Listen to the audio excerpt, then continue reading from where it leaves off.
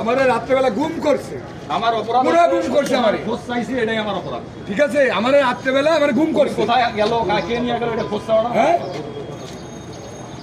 আরে ভাই রে, অধিকার আদায়ের কথা বলেছিস, আর মৃত্যু এইভাবে চাই না, নৃশংসভাবে অপরাধ হয়ে গেছে এটা। হ্যাঁ, বাংলাদেশ পুলিশ বাহিনীতে এটা অপরাধ হয়ে গেছে। আমারে বলে যে আইজি স্যার কথা বলবে, তুমি আসো।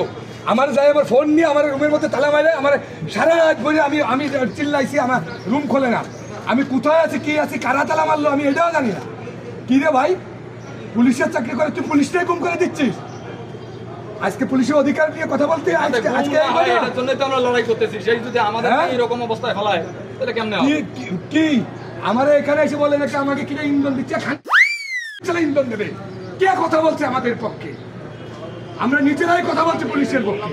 স্যার বললো যে আমি আমার স্যারের সাথে কথা বলা, অফিসার, সিনিয়র অফিসার পুটাপে নিয়ে কথা বলবে, পুটাপে নিয়ে কথা বলার কথা বলে আমারে কই যে এসপি কথা বলবে, এই বলে নিয়ে যে আমার রাত্রেবেলা আটকাই দিছে, গুম করে ফেলাইছে আমারে। কি রে ভাই, ডিপার্টমেন্টে চাকরি করি, তোর কাছে গুম তো এখনো যাই না, আমাকে রেখে গেছে। তোরা এখনো গুম করবি? তোরা এখন আর কত গুম করতে চাস তোরা? আগে হাবিব ওই আমি শোয়েব ভাইয়ের করে গেছে, ওয়াইফ আমাকে ফোন দিছিল, শোয়েব ভাইয়ের তথ্য জানতে চাইছে, আমি এটার জন্য জানতে চাইছি বলেই আমাকে গ্রেফতার। হ্যাঁ, তুই আরো পুলিশের রক্ত দেখতে চাস? তোকে লজ্জা হয়নি? হ্যাঁ, এত এত রক্ত রাস্তায় দিল নৃশংস ভাবে নিরপরাধ পুলিশ। তোরা আরো চাস?